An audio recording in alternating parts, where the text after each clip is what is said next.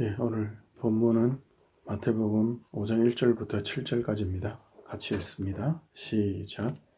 예수께서 무리를 보시고 산에 올라가 앉으시니 제자들이 나아온지라 입을 열어 가르쳐 이르시되 심령이 가난한 자는 복이 있나니 천국이 그들의 것이며 애통하는 자는 복이 있나니 그들이 위로를 받을 것이며 온유한 자는 복이 있나니 그들이 땅을 기업으로 받을 것이며 의에 줄이고 목마른 자는 복이 있나니 그들이 배부를 것이며 긍휼히 여기는 자는 복이 있나니 그들이 긍휼히 여김을 받을 것이며 아멘. 아멘. 계속해서 하나님 나라의 백성, 천국 백성, 성도, 신자, 하나님의 자녀, 예수 그리스도의 제자, 우리를 이야기하는 거죠. 하나님 자녀의 백성이 어떻게 살아가야 하는지, 어떻게 살아가는 것이 그 존재에서 하나님의 자녀니까, 백성이니까 아들이 되기 위해서 효도하는 게 아니라 아들이니까 효도하는 거죠. 마찬가지로 하나님의 아들이니까 어떻게 살아야 하느냐, 뭐가 자연스럽고 당연하고 그리고 책임과 의무이냐 하는 부분까지 연결되어서 이야기할 때 제일 먼저는 우리가 십계명이든 주기도문이든 중요한 것은 내가 너희를 구하는 하나님이 맞고 너희가 내 백성 맞으면 제1계명을 행하고, 그러니까 또 2계명을, 그러니까 3계명을, 그리고 십계명 주기도문에서도 하늘에 계신 우리 아버지요, 너가 아버지 맞나? 그러면 그 뒤에 것이 연관이 있는 거죠. 그런 것처럼 제일 먼저 생각해야 되는 건 항상 우리가 어떻게 하나님의 자녀가 백성이 되었지? 예수 그리스도의 대속의 은혜와 그리고 이 땅의 세력과는 전혀 상관없는 기준과 질서를 따라 살아가는 그런 성령 하나님의 은혜의 그 법칙으로 가능하게 되었지. 오직 믿음으로 가능하게 되었지. 그렇다면 발복에 대한 이해가 심령이 가난하다는 것, 애통하다는 것, 이런 것들이 인간적인 기준과 질서가 아니라 완전히 멸망한, 지금 종말의 시대죠. 이미 세상은 심판받았고 완전한 집행만 남았죠. 대법원에서도 이미 판결이 끝난, 그래서 집행만 남은, 그래서 사탄은 지금 예수께서 십자가에서 죽으시고 죽으시는 순간 바로 어떻게 되죠? 바로 지옥에 지금 떨어져 있죠. 지금 지옥 감옥에 갇혀서 영원히 있습니다. 결코 나올 수 없습니다. 잠깐 새는데, 근데 왜 여전히 마귀의 권세라고 하는 표현이나 성경에서도 마귀를 대적하라 이런 표현들이 나오느냐? 그건 마귀가 지옥 감옥에 영원히 갇혀 있는데 십자가로 승리하셨는데 그 잔존 세력들, 마귀를 추종하는 세력들이, 인간들이 죄인으로 여전히 있죠. 그래서 자꾸 면회를 가죠. 면회 불가능한데 면회를 가. 그리고 면회를 가려고 하는 세력들이 성도들을 괴롭히고 세상을 자꾸 망가뜨리려고 하죠. 이미 망가졌는데. 자, 다시 돌아와서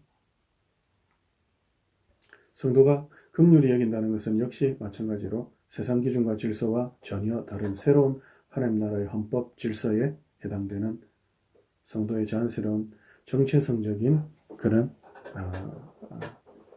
그 태도, 그리고 마음가짐, 그리고 실천적인, 실제로 눈과 눈길, 손길, 발길로 행해지는, 구체적으로 드러나는 태도와 생각과 행동입니다.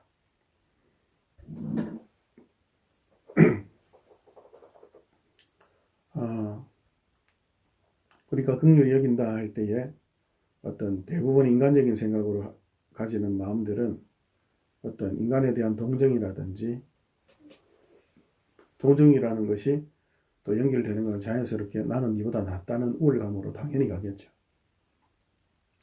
또 그리고 실천적으로 뭘 하라 그러면 마치 주기도문에 있는 것처럼 내가 내 이웃을 용서한 것처럼 하나님 나를 용서해 주십시오라는 그 문구 때문에 하늘에 계신 우리 아버지를 자꾸 잊어버리죠.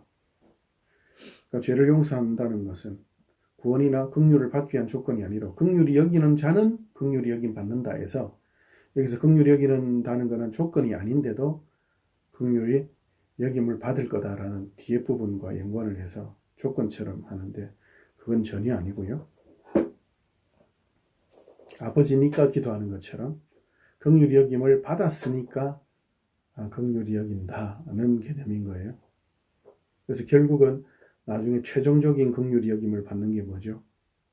완전한 구원에 대한 문이 열리는 죽음의 문이 열릴 때에 그 영광의 영원한 영생의 문이 열리는 거죠.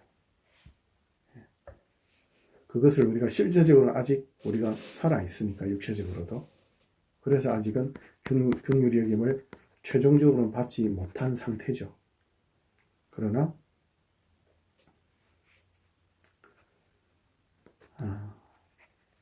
부모의 자식이 집을 떠났던 뭘 했던 살았던 죽었던 그 자식이 그 부모의 자녀인 것은 분명한 것처럼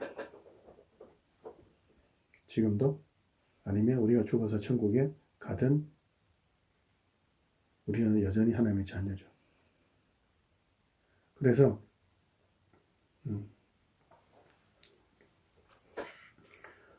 다시 조금 정리를 좀 할게요. 긍휼은 기본적으로 하나님의 자녀로서 가지게 되는 태도나 마음가짐에 있어서 사실은 가장 기초적이고 근본적인 것들입니다. 8가지들 중에서 제 개인적으로도 그렇고 또 많은 선배들도 이야기하는 것처럼 성도의 가장 정말 가장 기본적이며 끝까지 가져야 하고 또 가질 수밖에 없는 마음은 긍휼이라는 마음이죠. 이 긍휼은 헤스드에서 연관되어 나온 말인데 하나님과의 언약적인 관계에서만 가능한 그런 마음이죠. 태도고 행동이고. 그러니까 하나님과의 언약적인 관계 없이는 결코 있을 수 없는 그런 부모 자식 간의 그러한 사랑, 긍휼인 거죠. 일단은 그게 먼저인 거죠. 그래서 이 마음은 심지어는 친부모 자식이 아니고는 우리 연약한 인간이기 때문에 계모나 계부나 더한 어떤 실천적인 그런 사랑이 있을 수 있어요. 애쓰고 인격적으로 훌륭하신 분들. 그러나 조금 자연스러운 표현하기가 참 그런데 오해할까 싶어서 그러니까 그럼 일단은 어떤 누구도 인공적으로 감히할 수 없다는 뜻에서 그리고 그것이 정말 자연스럽고 너무 천부적이라는 것, 천성적이라는 걸 좀 강조하기 위해서 하는 표현이니까 오해하지 마시고요. 하나님께서 마치 그처럼 우리를 계부나 계모가 아닌 우리를 직접 낳으신 그런 자녀와 아버지와의 관계 속에서만 일어나는 그런 관계성적인 언약이라는 거예요. 아무도 대체할 수 없다는 걸 이야기하는 겁니다. 그게 긍휼이라는 거예요. 그게 긍휼이라는 거예요. 그러므로 이 긍휼한 마음은 우리에게는 본질적으로 100%는 불가능하죠. 우리 아직 죄인의 습성이 남아 있으니까요. 그러면 우리가 항상 가져야 되는 긍휼에 대한 이해나 마음은 제일 먼저는 우리가 어떻게 하나님의 자녀가 되었지라는 것이 먼저 전제가 되어야 합니다. 긍휼히 여긴다는 것은 기본적으로 긍휼히 여길 수 없는 자죠. 우리가 죄인, 원수, 연약함, 적대자 하나님을 반역. 이런 뭐 좀 약간 한자어를 쓰다 보니까 감각이 잘 안 오는데 뭐냐면 쉽게 표현하면 하나님을 죽이려고 했던 자들이에요. 죽이려고. 원수라 생각하고 싫어하고 짜증나고 너무너무 싫어하다 보니까 그 폭력, 하나님을 한 대 때리고 두 대 때리는 게 이제 성에 안 차는 거예요. 결국은 어떻게 해요? 온 우주를 다 폭력으로 멸망시키려는 인간의 그 잔혹한 그 심령이 하나님께도 그대로 연결돼서 하나님을 죽이려고 하는 마음, 그 마음인 거예요. 그런데 그런 자를 어떻게 해요? 용서하셨어요. 용서를 끝내는 것이 아니라 그 모든 것에 대해서 탕감해 주셨을 뿐만 아니라 하늘과 땅에 속한 모든 것을 우리에게 주셨어요. 우리를 만물의 주인으로 삼으셨어요. 그걸로 그치신 게 아니에요. 만물의 주인, 그럼 집사, 뭐 일 시키려고 그게 아니라 하늘과 땅에 속한 모든 것을 주셨는데 어떻게 주셨느냐? 예수 그리스도를 대신 십자가에 못 박을 만큼 우리를 존귀하게 대접하셨어요. 왜? 하나님의 자녀 삼으시려고. 그렇다면 우리가 다른 사람을 긍휼히 여기는 건 당연하겠죠. 그런데도 우리는 죄의 습관으로 자주 넘어지고 속아 넘어지는 그런 앞 못 보는 1m도 제대로 못 보는 양처럼 어리석고 미련한 양처럼 지 마음대로 할 때가 거의 99%죠. 그래서 기본적으로 성도가 긍휼히 여긴다는 것은 제일 먼저의 첫 번째 조건은 하나님께서 나를 긍휼히 여겨주셨구나를 아는 것. 그 다음에 전문용어로 내 꼬라지를 아는 것. 내가 어떤 사였는데 긍휼히 여김을 받았지? 내가 뭘 가졌지? 내가 이렇게 왜 하늘과 땅의 모든 권세를 가지고 있지? 내가 왜 하나님의 자녀라 불리지? 내가 뭘 했길래? 하나님에 대한 인식과 함께 자기에 대한 깊은 인식. 그것이 전제가 되지 않는다면 타인이나 세상에 대한 긍휼은 가식이든지 아니면 뭔가 이익관계가 있는 거예요. 우리가 설사 전도나 헌금이나 봉사나 그 어떤 수고나 열심이라 하더라도 하나님께서 우리를 긍휼히 여기신 그 은혜, 하나님에 대한 바른 믿음의 고백과 자기에 대한 깊은 인식이 없이 하는 모든 사언행들은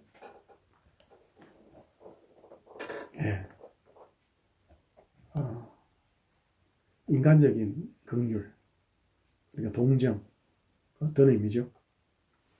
사람이 보통 사람을 동정할 때는 부모가 자식을 동정하는 마음, 자식이 부모를 안타깝게 여기는 그 마음이 아니라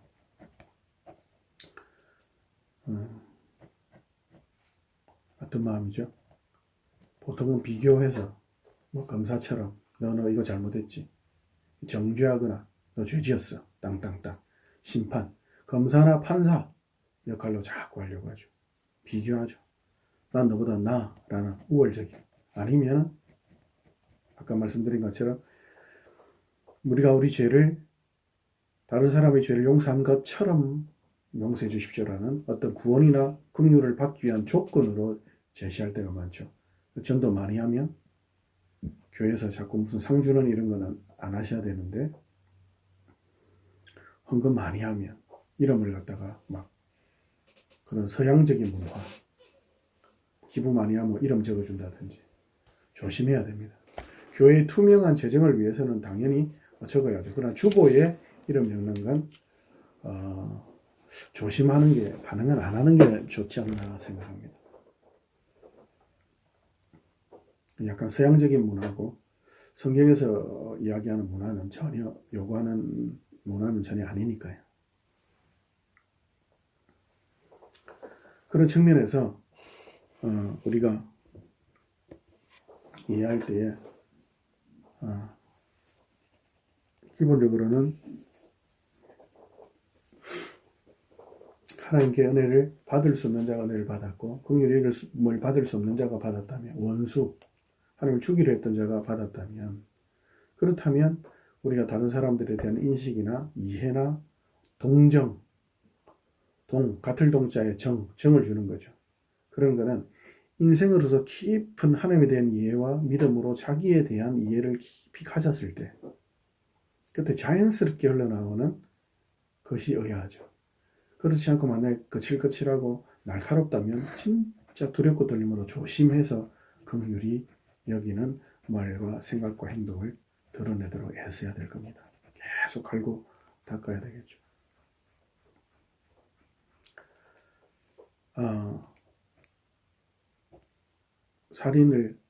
살인범으로서 만약에 누구를 한 대 때리고 감옥에 들어왔다면 그 사람을 볼 때 내가 이놈 새끼 잘못했지라고 할 수 없죠. 마찬가지로 우리가 가지는 주로 마음들은 어린아이 같은 마음이죠. 아이 때는 부모에 대해서는 이해 못하죠.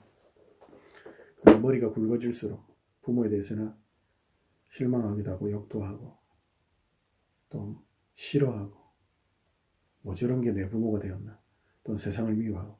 그러나 나이가 들고 입학을 하고 졸업을 하고 취직을 하고 사랑을 하고 결혼을 하고 애를 낳고 그렇게 늙어가고 그러면서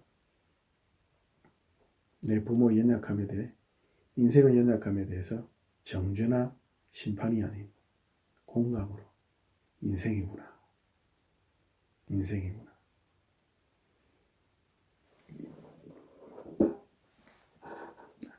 하나님께서 에스겔서 16장 6절에서 피투성이가 된 채로 꼼지락거리는 인생에 대해서 너는 피투성이라도 살아있으라.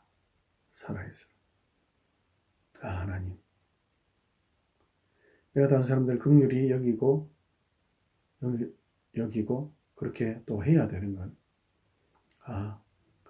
제가 제 모습이 피투성이었는데 하나님 원하시는 것이 살아있으라.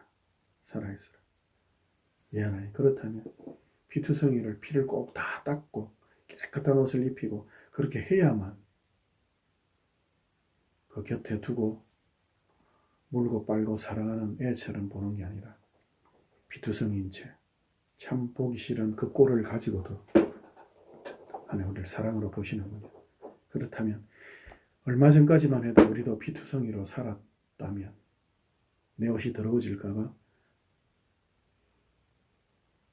세상 사람뿐만 아니라 형제 자매에게까지도 손을 내밀지 못하는, 씻으면 되는데, 그죠? 빨면 되는데 잠깐 냄새 난다고 기껏해야 주일에 몇 시간, 그것도 못 견디는.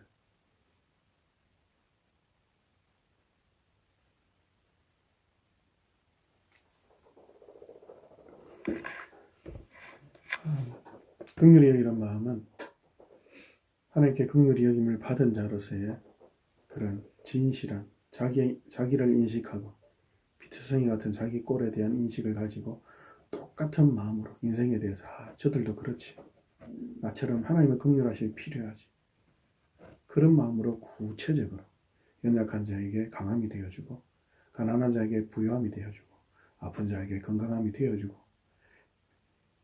천한 자에게 귀함이 되어주어 함께하는 그런 손길과 발길이 되는 거죠. 구체적으로 뭔가를 하라 하면 주로 저희들은 자꾸 일을 생각하죠. 뭐 봉사, 헌신.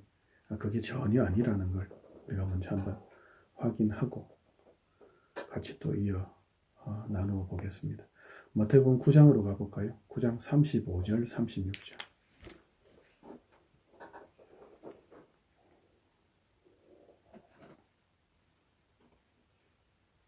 예수께서 모든 도시와 마을에 두루 다니사 그들이 회당에서 가르치시며 천국 복음을 전파하시며 모든 병과 모든 약한 것을 고치시니라.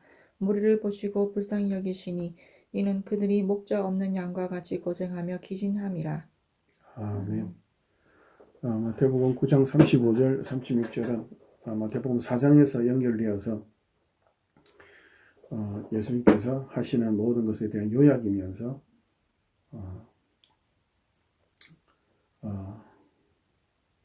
예수님께서 하시는 일에 대한 핵심을 이야기하죠. 복음 전파, 그리고 말씀을 바르게 가르치시고, 그리고 모든 질병을 고치시고, 결국 뭐를 이야기하죠? 하나님 나라가 왔다는 것을 드러내시는 걸 하는 거죠. 근데 그 모든 일이, 그 일 자체, 심지어 병 고치고 놀라운 기적들, 그것이 핵심이 아니라는 걸 36절에 이야기하죠. 그들을 불쌍히 여기사. 예수님께서 일을 하시려면, 이 땅에서 일을 하시려면 제일 처음에 전제가 뭐가 돼요? 밥을 먹으려면 뭐가 전제죠? 밥이 있어야죠. 하나님께 은혜를 입으려면 하나님 계셔야죠. 예수께서 일을 하시려면, 구원하시려면 예수가 계셔야죠. 그죠? 일이 아니라 긍휼히 여기는 그 존재, 하나님의 백성 자녀로서의 존재가 있어야죠. 그래야 긍휼히 여기는 행동이, 말이, 표정이 나올 수 있는 거죠. 예수님께서 전도하러, 병 고치러, 심지어는 말씀을 가르치러 온 것이 아니죠. 사랑하니까. 그리고 부모 자식 간에 식구들이 같이 있는 건 왜 있죠? 식구니까. 정말 바른 이유가 없죠. 왜 살려야 됩니까? 살려야 되니까. 왜 사랑해야 됩니까? 사랑해야 되니까. 너무나 당연해서 설명한다는 것 자체가 한마디라도 꺼내는 순간 엉터리가 되어버리는, 설명하면 안 되는 관계, 그런 인식. 그런 세상은 어떤 태도죠? 우리가 알고 있는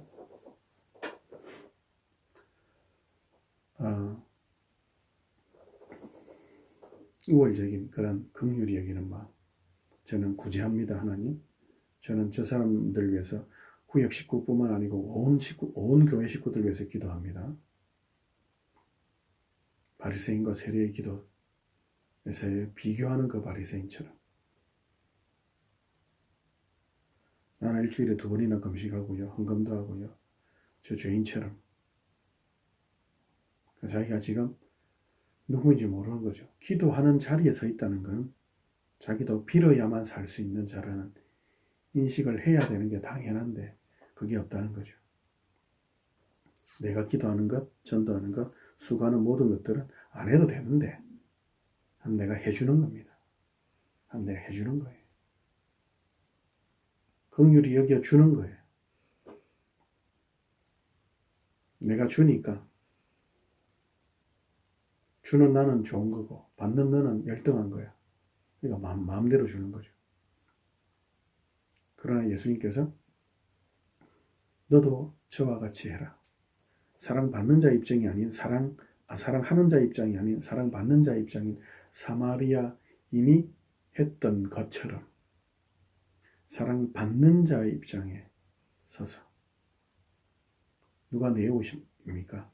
내 사랑을 받아야 할 자격 있는 자를 따지지 말고 피투성이인 네 형제와 자매를, 네 이웃을 섬겨라.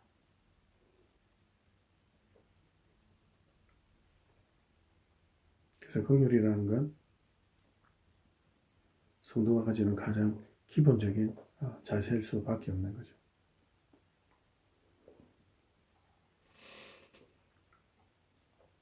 세상 사람들의 긍휼에 대한 이해와 예수님의 긍휼에 대한 이해가 완전히 다른 것이 드러난 장면이 있죠. 한번 가볼까요? 마태복음 9장으로 가봅시다. 아까 했던 본문 그대로 해서 9장 그 앞쪽에 보면 10절부터 13절까지 한번 읽어볼까요? 10절부터 13절. 예수께서 마태의 집에서 앉아 음식을 잡수실 때에 많은 세리와 죄인들이 와서 예수와 그의 제자들과 함께 앉았더니 바리새인들이 보고 그의 제자들에게 이르되 어찌하여 너희 선생은 세리와 죄인들과 함께 잡수시느냐. 예수께서 들으시고 이르시되 건강한 자에게는 의사가 쓸데없고 병든 자에게라야 쓸데있느니라. 너희는 가서 내가 긍휼을 원하고 제사를 원하지 아니하노라 하신 뜻이 무엇인지 배우라. 나는 의인을 부르러 온 것이 아니요 죄인을 부르러 왔노라 하시니라. 아멘. 아멘. 긍휼을 원하고 제사를 원치 않는다. 그러면 뭐 제사 안 지내고 그냥 긍휼만 하면 되네요. 또는 아이고 잘 보려면 긍휼이도 하고 제사도 해야 돼. 또 짐이 늘었네. 이런 게 아니죠. 세상의 이해, 긍휼에 대한 이해는 뭐죠? 구별하는 거죠. 긍휼이 그래도 쟤는 못하겠다. 이런 선을 걷는 거죠. 근데 죄인에 대해서, 세리에 대해서, 개, 소, 말 취급받았던 세리에 대해서도 예수께서는 오셨죠. 지금 이 9장이 어떤 내용이죠? 전체가 9장 35절 이전과 그리고 4장 그 뒷부분에가 이게 예수 그리스도의 사역의 구체적인 것들을 좀 드러내 주죠. 특별히 말씀 같은 경우에는 5, 6, 7장 산상 설교를 통해서 하나님 나라의 헌법을 바르게 전하시고 그 다음 복음을 전파하시고 그 다음 8장 이후로 9장까지 보면은 온갖 기적을 통해서 병자를 고치시고 살리는 일들을 구체적으로 하시죠. 그 사이에 뭐가 있는 거죠? 그 사역, 그러니까 사역이죠. 한마디로 표현하면 사역인데 그 사역의 내용 중에 오늘 지금 읽은 본문이 뭐예요? 먹는 거예요. 먹고 마시는 거예요. 같이 먹고 마시는 거예요. 임마누엘의 영광을 가장 자연스럽고 풍성하고 너무 그냥 아무렇지 않은 뭐 별거 없는 그냥 먹고 마시는 밥 먹는 거냐. 밥 먹는 게 뭐라고요? 중요한 사역인 겁니다. 먹고 떠들고 논다 라고 해도 돼요. 예. 중요한 건 뭐라고요? 같이 먹고 같이 마시고 같이 놀고 떠든다는 거죠. 긍휼을 원한다. 뭐예요? 먹는다, 마신다, 논다. 이거는 뭐예요? 동일한 인격으로 전인격적인 대접을 해주는 레벨을 같이 하시는 거죠. 대통령하고 나 밥 먹었어. 차 마셨어? 대통령하고 내 당구 한 판 쳤는데 대통령이랑 나 볼링 쳤다? 그건 뭔 거예요? 같은 인격으로 같은 어떤 위치에 있다는 개념은 아닐 수 있겠지만 같은 인격으로 임마누엘로 하나님이 함께 계시는 그 영광. 내가 너희들 안다. 너희들이 내한테 올 수 없지. 너희들 스스로 너희의 속전, 너희 대가를 치르고 자유인이 될 수 없지. 너희가 스스로 하나님을 알 수도 찾을 수도 없지. 너희들 하나님을 싫어하고 미워했으니까. 스스로 너희를 구원할 수 없지. 너희가 스스로 영생할 수 없지. 스스로 의와 진리를 찾을 수도 없고 그뿐만 아니라 싫어하지. 빛이 어둠에 오매 어둠의 빛을 싫어했다고. 그래서 어떻게 해요? 내가 직접 왔단다. 먹고 마시고 떠들고 농담도 하고. 예수님도 조크가 아주 멋있는 조크들이 많아요. 제가 제일 좋아하는 조크 중에 내일 일은 오늘 하루 걱정하고 내일 일은 내일 해 이게 아니고 내일 일은 네가 하는 게 아니야. 내일이 하는 거야. 내일이 내일 걱정을 하니까 너는 내일 걱정하지 마. 예. 그 사람으로 그래서 온갖 기적 바른 말씀 그들과 먹고 마시면서 막 또 설교하셨을까요? 네 이거 고쳐 이거 고치고 아니 그냥 먹고 마시고 즐겁게 이야기한 거예요. 어찌 지냈노?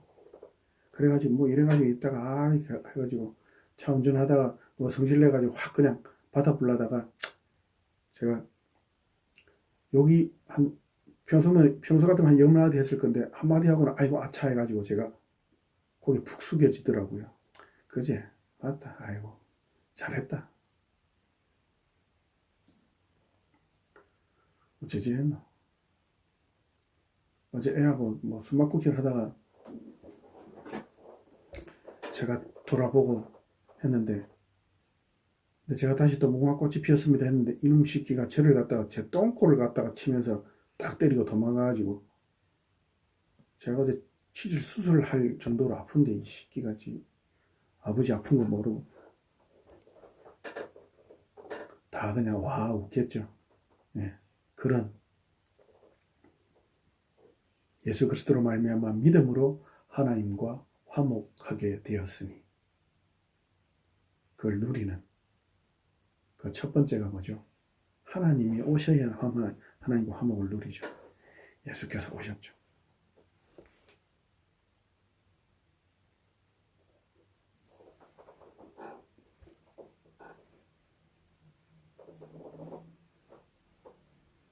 그리고 예수님께서 그 긍휼, 그 사랑, 그 사랑 어떻게 드러내시죠?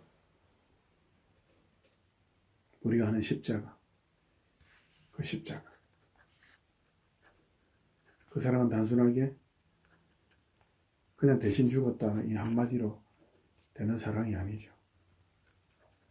그 십자가는 모든 죄를 해결하시고 모든 의의 문제를 우리에게 다 100% 채워주신, 그래서 결코 모자라지 않는 의로움, 우리 의롭다 하셨죠.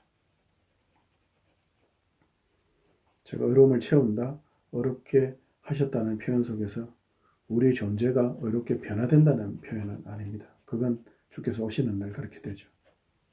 어렵다 하시는 거죠.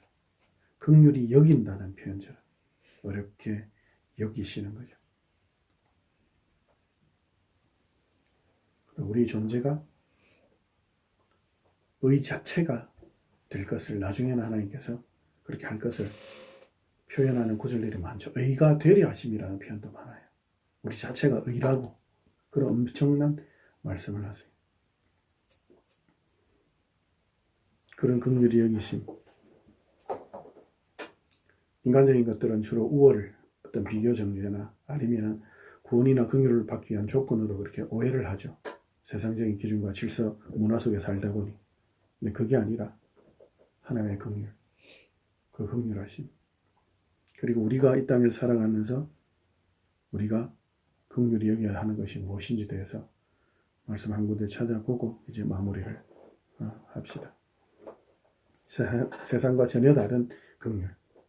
마태복음 27장으로 가봅시다. 27장.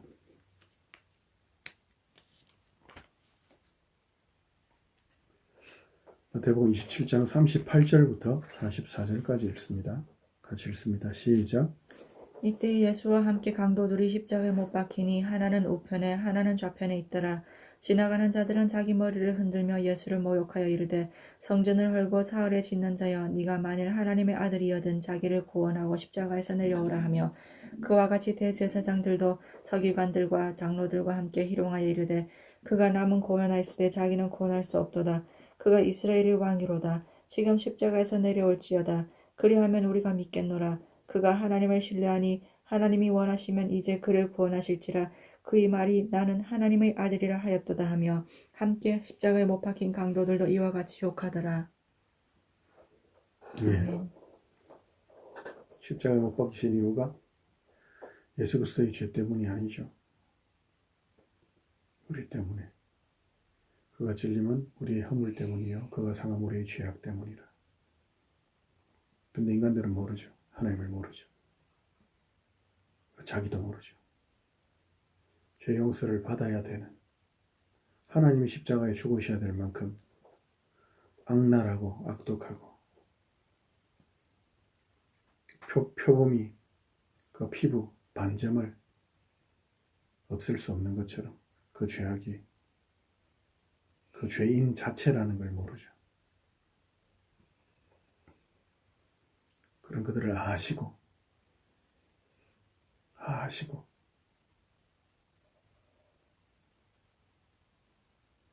십자가에 죽으시는데 어떻게 죽으시죠? 온갖 비난과 온갖 무시와 불희애와 조롱을 받으시면서. 그러나 예수님께서 어떻게 해요? 십자가에서 마지막 말씀이 뭐죠? 다 이루었다. 그 달이 이루어질 때 뭐까지 포함되는지 아세요? 우리 읽은 44절 마지막 끝에 뭐라 되어 있어요? 강도들도, 예수님 양옆에 달려있던 강도들도 욕하더라. 근데 예수께서 다 이루었다로 끝내시죠. 다 이루었다 그 앞에 뭐가 있죠? 마태복음에는 그것이 기록되어 있지 않은데 다른 데는 뭐라 되어 있죠? 둘 중에 처음에 뭐라 돼요? 강도 둘 다 지금 욕하고 있죠. 근데 다른 성경에서 뭐라고 증언하죠?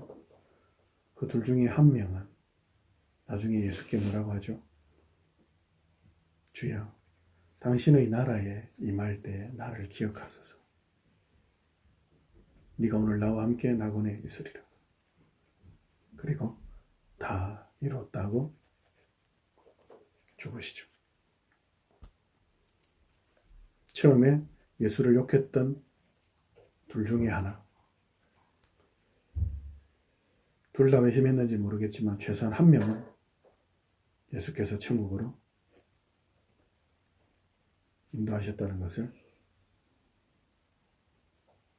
기록하고 있죠. 긍휼히 여긴다. 그들을 아시죠.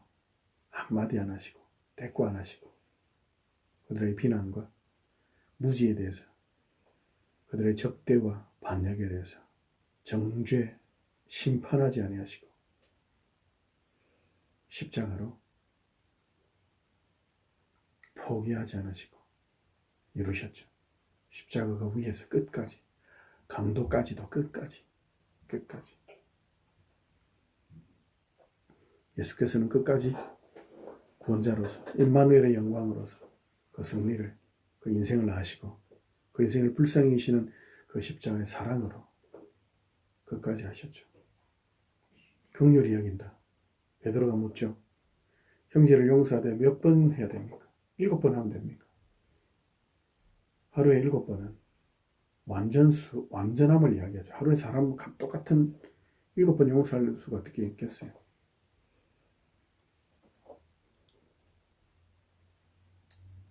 근데 7번씩 70번, 그럼 490번이잖아요.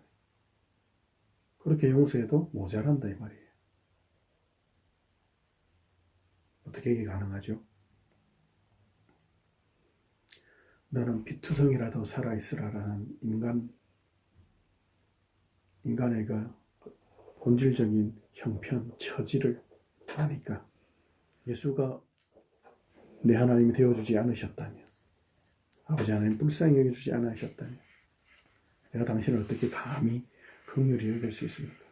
내가 당신에게 어떻게 감히 동정의 손길과 눈길과 발걸음으로 옆에 서 있을 수 있습니까? 집사, 제일 처음 역할이 옆에 있어주는 거죠. 주인이 식사할 때 옆에 있는 시중, 집사.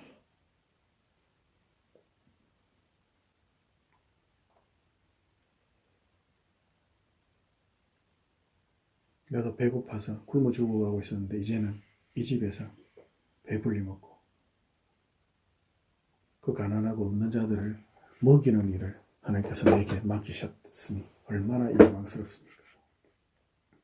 내 주인이 앉던 자리에 당신을 앉히고 내 주인이 먹던 포크와 내 주인이 먹던 접시에 음식을 담아서 내가 당신을 섬기는 이 일이 얼마나 영광스러운지. 긍휼히 여기는 자는 복이 있나니 거부할 수 없는 어마어마한 긍휼을 받은 자. 그렇다면 우리의 긍휼도 우리 형제와 자매에 대한 교회와 이웃에 대한 사랑은 어느 정도냐? 얼마만큼 해야 되냐? 도대체 언제까지냐? 하나님 언제까지 참아야 됩니까? 언제까지 제꼬라지가 이래야 됩니까? 끝까지.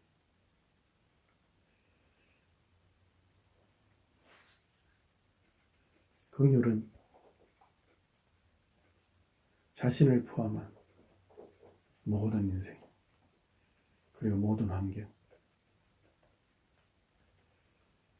그래서 나 자신과 이웃을 끝까지 포기하지 않고, 왜요? 믿음으로. 아, 하나님이 나를 영원롭게 하신다고 했지. 하나님이 하셨지. 그러면 나를 참아야죠. 내 거라지 싫죠. 나를 참아야죠. 이웃도 이거 저놈 하나님이 바꾸신다고 했지. 그렇죠. 하나님을 믿고 참는 거죠. 하나님을 믿음으로 나를, 하나님을 믿음으로 이웃을, 하나님을 믿음으로 세상을 심판하실 유일한 주인은 우리 주 예수시니까 넉넉한 마음으로, 주께서 허락하신 그 넉넉한 긍휼하심으로, 그 사랑으로 그렇게 계속 우리 자신도 우리 이웃 중에 누구도 아무도 포기하지 말고, 아무도 정죄하거나 심판하지 말고 하나님의 사랑으로 우리 계속 같이 긍휼히 여김을 받은 자로서 결국 마지막 그날 사랑하는 내 아들 딸아 그렇게 안아주실 그 따뜻한 품 생각하면서 우리 계속 같이